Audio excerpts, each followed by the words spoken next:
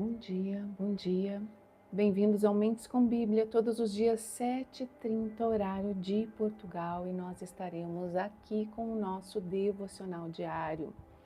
Eu estava tentando entrar aqui no YouTube para ver se eu consigo, eu ainda vou conseguir, gente, eu esqueci de ver isso ontem, para ver quem está presente no YouTube. No Instagram eu consigo, mas no YouTube eu não consigo através do celular. Mas tem um jeito. Que eu vi alguém ontem fazendo e tem um jeito, e eu vou descobrir. Mas estamos aqui hoje mais uma vez na presença do Senhor, e glórias a Deus por isso, porque é Ele que nos sustenta, é Ele que nos fortalece, é Ele que nos dá a esperança, é Ele que nos dá a vida, o sopro de vida. Hoje pela manhã, um grande milagre da vida já aconteceu em nossas vidas hoje. Nós já acordamos, já levantamos, né? Muitos não levantaram, estão doentes, estão em alguma cama, algum leito de hospital, mas o sopro de vida ainda está lá. A vida que vem deste Deus ainda está lá. E essa vida, oi Jéssica, bom dia. E essa vida, independente das situações que nós estejamos vivendo, é essa vida que nós devemos glorificar. E ontem eu conversava com uma amiga. Eu estava ali na continuidade de Jeremias 15, lá na metade do capítulo de Jeremias 15, e Jeremias falava assim, né? Oh, minha mãe, por que eu nasci, né? Por que eu não morri ali no leito? Né? Vou ler direitinho aqui para a gente ver o contexto. E eu estava rindo com a minha amiga, né? Eu disse, nossa, o Jeremias, coitado. Jeremias foi um dos profetas e foi considerado o profeta chorão, mas foi um dos profetas que mais foi esmagado, todos eles foram, mas ele foi massacrado. Foram 40 anos ali falando para esse povo, né? Olha, se vocês não se alinharem na presença do Senhor, vocês vão ter essas consequências, né? E depois é o que nós lemos aqui em Neemias e Esdras, as consequências foi o cativeiro, foi 70 anos ali na Babilônia como cativos, né? Foi os muros de Jerusalém destruídos. Então as consequências vieram, mas a gente ria ria em termos, né? Mas meditando nessa palavra, como estou aflito, minha mãe, quem dera eu tivesse morrido ao nascer, sou odiado em todo lugar, é isso que ele falava, né? E aí lá para frente, o que o Senhor vai dizer para ele? Se voltar para mim, eu o restaurarei, para que possa continuar a me servir. Se disser palavras de valor, se das nossas bocas saírem palavras de valor, palavras de edificação, palavras de declaração, de vitória sobre as nossas vidas, independente da destruição que esteja acontecendo, palavras que vêm aqui da palavra do Senhor, a nossa vida será edificada e este Deus irá nos restaurar. Então as nossas palavras, de novo, as nossas palavras, elas são muito importantes. E como que nós vamos mudar as nossas palavras? Como? Mudando a nossa mente, mudando a nossa mentalidade, mudando aquilo que sai do nosso coração, mudando o nosso caráter. E nós só conseguimos fazer isso através da palavra de Deus. Porque nós vamos entender, é como um manual de uma máquina. Nós temos inúmeras funcionalidades, mas se nós mexemos ali só em 1% delas, para que nós temos uma máquina tão potente? Para que nós temos uma máquina que faz 1001 coisas se nós utilizamos uma apenas dela? A palavra de Deus, ela vem da mesma forma. Por que nós dizemos, eu amo a Deus, eu estou com Deus, eu amo a Jesus, mas não conheço isso de Jesus? Hoje pela manhã eu ainda fazia a minha oração e eu agradecia a Deus, porque essa semana, as leituras bíblicas que eu fiz essa semana, eu entendi coisas que 13 anos ali de conversão, mais ali os anos que eu lia desde a minha infância a Bíblia, eu nunca havia entendido, eu nunca havia conhecido profundamente. E a palavra de Deus, ela é assim, e todos os dias ela nos surpreende quando nós estamos ali buscando Ele. Então, e ontem eu ainda meditava sobre o que nós falamos sobre o rei Manassés, que foi o pior rei, a Bíblia nos fala, foi o pior rei, o rei mais idólatra, o rei mais ruim, o rei que que realmente fez muitas coisas ruins contra o nosso Deus. E depois, quando ele vai ali para o cativeiro, e então ele angustiado, quando ele é levado cativo ali pela Síria, para a Babilônia, que naquele momento a Síria era que dominava ali na Babilônia, né? Então ele é levado, então na angústia dele ele clama ao Senhor. Mas por que nós precisamos chegar na nossa angústia? Por que nós somos tão tolos a esse ponto, né? Por que eu precisei passar lá por 7 anos de depressão? Por quê? Porque eu não conhecia a verdade. Eu estava lá, depois que eu ganhei uma Bíblia, eu lia a palavra de Deus lá, Salmos 25, 23 e 143, e achava que eu estava fazendo o máximo. Mas eu estava perdida.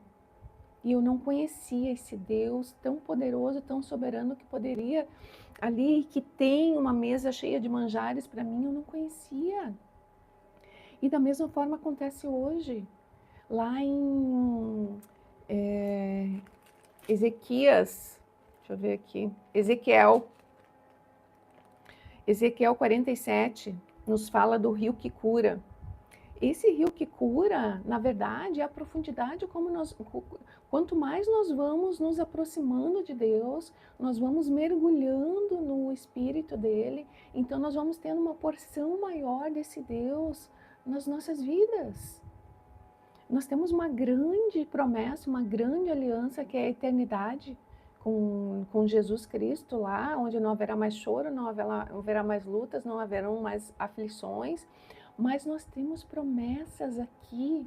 A Bíblia está lá, são mais de 600 ou 700 promessas de bênçãos que o Senhor quer derramar sobre nós, mas nós não recebemos porque nós não conhecemos este Deus, porque nós não conhecemos aquilo que Ele pode fazer em nós e através de nós. Então, o Mentes com Bíblia, ele nasceu com essa vontade de encher as nossas mentes com mais da palavra do Senhor, com mais da Bíblia. Então, nós vamos saber que nós devemos perdoar e que o perdão vai nos trazer de volta a essência, vai fazer nos resgatar de novo a presença do Senhor, vai fazer nos voltar para a essência, né? Voltar lá para a cruz e entender que esse próprio Deus, o próprio sangue real de Jesus foi derramado por mim e por você, e que nós temos o perdão através daquela cruz. Então, o voltar, encher a nossa mente com a Bíblia, ela vai nos trazer ferramentas para lutarmos contra as dores que a nossa alma insiste em nos apresentar. Ontem eu conversava com essa amiga e ela me disse: Kátia, bem-vinda. Ontem eu conversava com essa amiga e ela me disse que uma outra pessoa havia passado uma reflexão para ela, e ela disse que quando Adão e Eva estavam lá no paraíso e não haviam pecado, quem é que dominava a mente de Adão e Eva? Quem é que estava ali dentro do contexto, junto com Adão e Eva? O Espírito de Deus conduzia eles, conduzia os seus passos. Mas e quando Eva pecou? Quando Adão e Eva pecaram? Porque os dois pecaram juntos, tá, gente? Lá a palavra de Deus nos fala que Eva pegou o fruto e deu para o seu marido. O seu marido estava ao lado de Eva, depois ele vai lá e coloca a culpa na Eva. Essa mulher que tu me deste, Senhor. Não, ele estava ali do lado. E ali naquele momento ele era a autoridade, as instruções haviam sido dadas para ele. Deus deu as instruções para ele. E ele ali, né, como coordenador do Éden, estava dizendo ali para Eva, né, provavelmente quando recebeu Eva e ficou maravilhado, porque Eva deve ter sido uma mulher esplêndida, criada pelas próprias mãos do Senhor, e Adão também, né, com certeza. Mas ele ali apresentando o jardim para Eva: olha, Eva, tu só não pode tocar nessa fruta aqui, tu não pode comer dessa árvore, porque o próprio Deus falou que nós não podemos. Só que quando Eva vai lá e pega o fruto, quem é que estava do lado dela? Adão. Influenciado, manipulado. Tantas vezes nós também entramos dentro desse contexto para não nos desconectarmos com pessoas. Nós continuamos na conexão, mas nós deixamos Deus de lado. Então, a nossa prioridade, ela tem que ser sempre Deus. Então, nós não seremos influenciados. Mas como que nós não seremos influenciados? Quando nós conhecemos a verdade. E aí a verdade, ela vem e nos liberta. A verdade, ela vem e nos transforma. A verdade, ela vem e nos cura. A verdade, ela vem e nos faz colocarmos um altar inteiro ao nosso Deus, quebrando o nosso orgulho. E ontem, essa conversa com a minha amiga ontem rendeu muito. E ontem nós falávamos também sobre o orgulho. O orgulho é aquela, é a voz da alma que está sempre gritando, ai, ninguém pode te passar para trás, a última palavra tem que ser tua, né? Tu tem que mostrar que tu é mais inteligente, tu não deixa te tocarem, não deixa como é que ganharem a conversa, né? Não deixa verem que tu é fraco, não te mostra vulnerável. O orgulho, o orgulho, o orgulho nos tira da presença do nosso Deus, o orgulho nos tira do caminho, o orgulho nos tira o amor, o orgulho nos tira relacionamentos, o orgulho faz com que nós não tenhamos acesso àquilo que o Senhor tem preparado para mim e para você. Então eu não me canso de quebrar o meu orgulho, e eu quero todos os dias quebrar o meu orgulho. E aquele orgulho que está em oculto, que a gente vai fazendo sem entender, eu peço, Deus, traz aquilo que está em oculto no meu ser. Eu quero me corrigir. Senhor, eu quero andar na tua presença. Então hoje eu quero voltar, eu quero finalizar essa oração que nós dividimos em 3 partes, na verdade, essa oração aqui do povo, que é uma confissão ali feita pelo povo lá em Neemias 9, que eles estão confessando ali os seus pecados e os pecados dos seus antepassados, após terem ali finalizado o muro, após terem estruturado novamente a cidade, né? E a mesma coisa acontece conosco quando nós vamos a Cristo, nós começamos a ser reconstruídos. Feliz é aquele que vai a Cristo por amor, né? Feliz é aquele que chega a Cristo quando a sua vida está tudo bem, quando o seu financeiro está tudo bem, quando a sua família ainda está inteira, quando os seus filhos ainda estão na presença do Senhor. Felizes são essas pessoas que realmente a boa mão do Senhor veio ali sobre eles. Mas geralmente nós vamos a Cristo como? Quando nós estamos quebrados. E não é porque nós nascemos, né? Não é aqueles que nasceram no, no leito ali onde os pais já eram cristãos, não quer dizer nada que eles sejam cristãos, não quer dizer nada que eles vão conduzir as suas vidas em Cristo. Muitas vezes eles vão ter muito mais questionamentos sobre este Deus do que aqueles que estavam fora da presença do Senhor e voltam para a presença dele, são chamados e aceitam, né, ouvir a voz deste Deus, mas chegam quebrados. Mas aqueles que já, desde o nascimento andam ali com o Senhor, muitas vezes não sabem o que é viver no mundo, não sabem o que é viver no pecado, não sabem o que é ter uma vida quebrada. E então vários questionamentos ficam ali, e se eu estivesse fora daqui, será que seria melhor? Não, não seria melhor, é muito pior. Não há vida quando nós não estamos em Cristo. Cristo é a vida, Cristo é tudo. Então, aqui o povo reconstruiu os muros, então reconstruiu a cidade, e eles estão confessando de forma nacional, né, como povo, como nação, o que os seus antepassados fizeram, as misericórdias do Senhor. E agora nós vamos então para a terceira parte, o reconhecimento dos pecados dos seus antepassados, né? Então nós vamos agora para a terceira parte para finalizar essa oração. Eu vou orar, nem orei ainda, só para entregar rapidamente essa palavra. Senhor, em nome de Jesus, obrigada, Jesus. Obrigada, Senhor, porque tu deixaste a tua palavra. Obrigada, Senhor, porque tu deixaste as tuas instruções. Ó, Senhor, que nós possamos utilizar 100% dessas instruções, Senhor. Que nós possamos usufruir 100% dessas instruções. Então nós poderemos, Senhor, todos os dias ter mais de Ti, todos os dias nadar, Senhor, como fala lá no Ezequiel 47, nadar no Teu Espírito, Senhor, se regozijar, Senhor, naquilo que Tu és, na Tua presença. E eu Te louvo por isso. Se conosco agora, Senhor, e nos ajuda a ter um pouquinho mais de Ti através dessa leitura. Em nome de Jesus. Amém. Então vamos lá, gente. Neemias 9, 32. Agora nosso Deus, o grande, poderoso e temível Deus, que guardas tua aliança de amor leal, não permitas que te pareçam.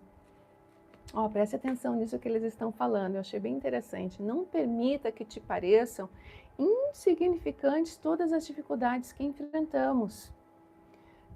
Ele quer dizer aqui que tudo, o cativeiro, 70 anos no cativeiro, toda a dor, eles ainda estão cativos, né? Só que agora eles estão na terra deles, mas eles ainda precisam pagar tributos, precisam prestar contas ao rei lá da Babilônia, ao rei persa, né, da Babilônia, que está na Babilônia. E eles continuam.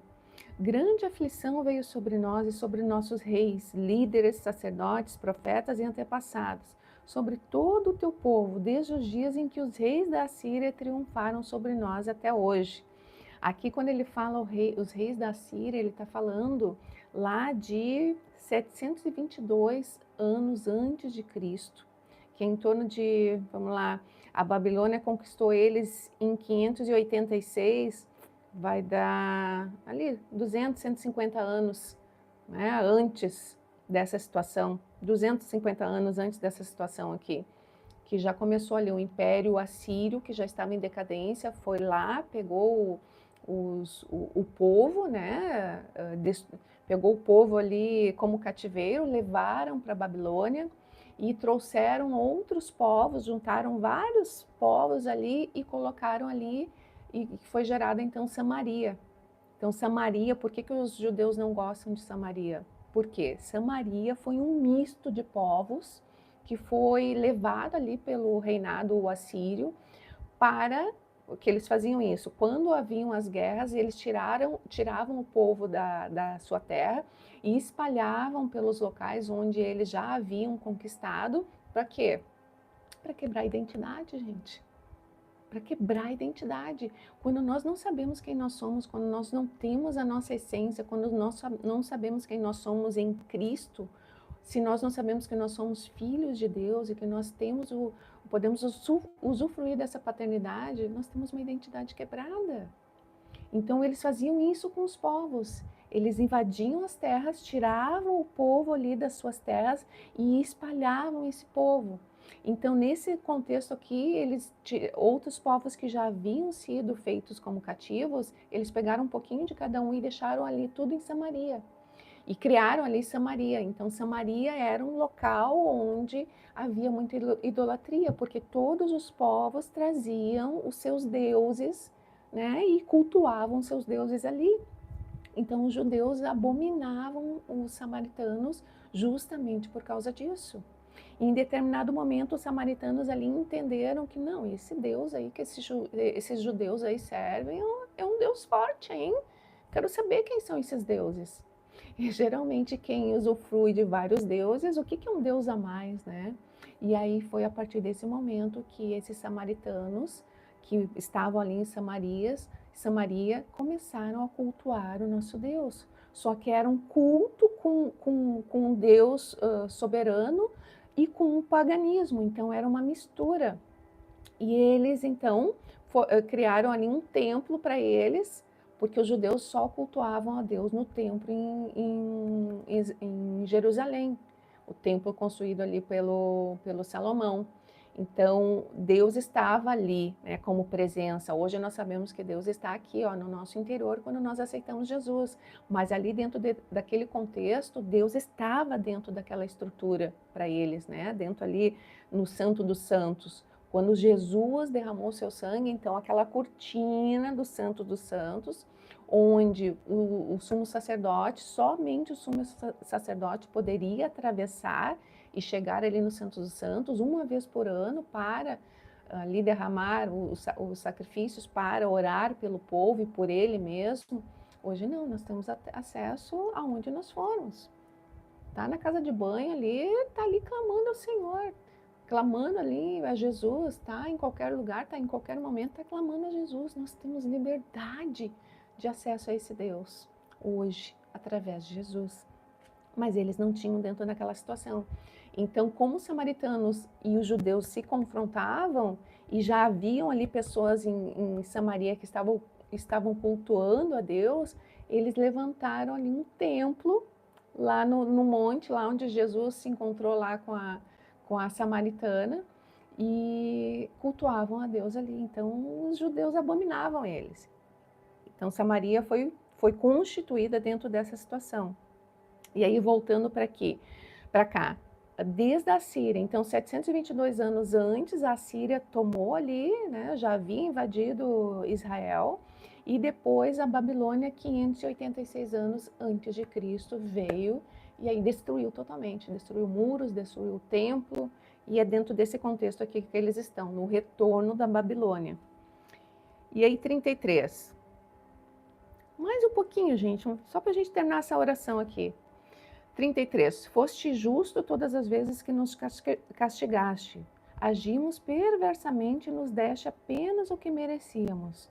Nossos reis, líderes, sacerdotes e antepassados não obedeceram a tua lei, nem deram ouvidos às advertências em teus mandamentos e preceitos. Mesmo quando tinham seu próprio reino, não te serviram. Mesmo quando estavam ali inteiros, né? É isso que a gente falava agora há pouco. Mesmo quando estavam inteiros, não serviram ao Senhor. Deste-lhe uma terra ampla e fértil, mas eles não quiseram servir-te, nem abandonar sua perversidade. Por isso, hoje, somos escravos na terra de fartura, escravos em sua própria terra. Tantas pessoas, tantas famílias são escravas de contextos, né, de dores que podem ser libertas através de Jesus Cristo, mas estão ali, né, não entendem o verdadeiro caminho, não sabem, não conhecem a verdade. Por isso que nós não devemos nos calar, nós devemos, em amor, buscar levar a palavra de Deus a todos o quanto nós pudermos, a todos o quanto o Espírito Santo está ali, às vezes, falando, né? Ai, fala com aquela pessoa ali. Eu vou dizer, eu não, né? Aquela pessoa lá, ela é ruim para mim. Não, vai lá, estende a mão, né? Oferece um copo d'água, faz um gesto de amor para que ela possa ver a face do próprio Deus em você. E muitas vezes nós negamos isso por orgulho, enfim, por não obedecer mesmo, porque nós somos falhos, somos fracos, somos pecadores e nós precisamos constantemente estar nos vigilantes quanto a quem nós somos, né? A Eva, o Adão que há no nosso interior. A grande produção dessa terra se acumula nas mãos dos reis que puseste sobre nós por causa de nossos pecados. Eles têm poder sobre nós e sobre nossos rebanhos. Nós lhes servimos como eles querem e estamos em grande angústia. E aqui ele finaliza a oração dizendo que estão em grande angústia. Eles estão livres, de uma certa forma, entre aspas, né? Nós, quando vivemos no mundo também, nós estamos livres, entre aspas, mas a angústia de vivermos sem a proteção deste Deus está ali constantemente em nós. Não quer dizer que quando nós estivermos na presença dele, nós não ficaremos angustiados, não. Nós estamos no mundo, as aflições do mundo, como Jesus nos falou, ele venceu o mundo, ele não veio para tirar as aflições. E as aflições, muitas vezes, elas vão moldando o nosso caráter para que nós estejamos mais semelhantes a este Deus, a este Jesus. Mas uma boa notícia é que quando nós estamos em Cristo, e a palavra de Deus nos fala que Ele tira a nossa angústia e nos traz a paz que excede todo e qualquer entendimento. E aí, finalizando aqui, o povo respondeu: em vista disso tudo, fazemos uma aliança solene e a registramos por escrito. Neste documento selado, então, os nomes de nossos líderes levitas estão os nomes dos nossos líderes levitas e sacerdotes. E nós vamos finalizar aqui. E mais para frente, amanhã nós vamos ver que eles fizeram essa aliança com Deus novamente, né? Declararam ali, não, Senhor, nós vamos nos alinhar na tua presença. Nós vamos, né, depois de trazer a consciência, trazer o entendimento do que são essas verdades, nós vamos nos alinhar, Senhor. E mais para frente ali fala que independente, e eles fazem essa aliança dizendo assim, ó, eu vou ler aqui, ó. Deixa eu ver se eu acho aqui. Olha, o capítulo 10, versículo 29. Ele une-se, então o restante do povo, né? Une-se a seus líderes e assumiu um compromisso solene. Juraram que seriam amaldiçoados se não obedecessem à lei de Deus. Então eles fizeram um tratado com o Senhor, fizeram uma aliança com o Senhor, sabendo que se eles não se desviassem do caminho do Senhor, eles seriam amaldiçoados. Porque conforme lá Moisés tem ali em Deuteronômio, ele fala ali tudo que as bênçãos geram, mas ele também diz tudo que as maldições geram quando nós não estamos na presença do Senhor. Hoje as maldições que nós podemos encarar são os padrões comportamentais, são as situações que nós vamos vivendo, que muitas vezes vêm de gerações a gerações, que com a verdade do nosso Deus, com o entendimento dessa palavra, nós vamos quebrando ciclos, nós vamos quebrando comportamentos, nós vamos quebrando ações que nossos familiares trazem, contextos culturais onde vivemos, regiões onde vivemos trazem, e nós vamos quebrando através do conhecimento da palavra do Senhor, através da reconstrução da nossa identidade em Cristo. Esses são os padrões comportamentais que nós vamos quebrando hoje. E eu vou orar então para nós finalizarmos. E Senhor, obrigada, meu Deus, obrigada por essa palavra tão rica, Senhor. Obrigada pelos ensinamentos de hoje, Senhor. Obrigada pela tua presença. Senhor, nos ajuda, Senhor. Nos ajuda, Senhor, a termos mais de Ti. Nos ajuda a termos mais do Teu amor, mais da Tua presença. A sermos cada vez mais semelhantes a Ti, Senhor. Nos ajuda, Senhor, a refletirmos cada vez mais a Tua face. Exalarmos o Teu perfume. Nos ajuda, Senhor, a sermos luz aonde nós estamos, a sermos luz aonde os nossos pés pisam. Nos ajuda a sermos o sal da terra, Senhor, aqueles que temperam e determinam os ambientes, ó Deus. Nos ajuda, Senhor, a sermos aqueles onde os nossos pés pisam, as trevas não prevalecem, Senhor. Nos ajuda, Senhor, a sermos aqueles onde os nossos pés pisam, então o Teu amor, Senhor, inunda as vidas, Senhor, e nos faz termos mais ainda do Teu amor. Senhor, eu te louvo por esse dia. Eu te peço em nome de Jesus por aqueles que estão enfermos, ó Deus, que Tu venhas com a Tua cura, que Tu venhas, Senhor, com a restauração de cada célula do corpo, Senhor, de cada órgão interno, Senhor. Eu te peço, Senhor, pela restauração da mente, Senhor, pela restauração da alma, Senhor. Eu te peço, Senhor, por corações curados, Senhor, por emoções curadas, Senhor. Eu te peço, Senhor, que nós possamos viver a plenitude de quem Tu és, meu Deus, nessa terra ainda, Senhor. Que nós possamos, ó Deus, em nome de Jesus, sermos curados profundamente em nossas almas, em nosso físico, Senhor, em nosso caminhar, em nossas famílias, ó Deus, em nossos relacionamentos. Ajuda-nos, ó Deus, ajuda-nos a viver a plenitude de quem Tu és.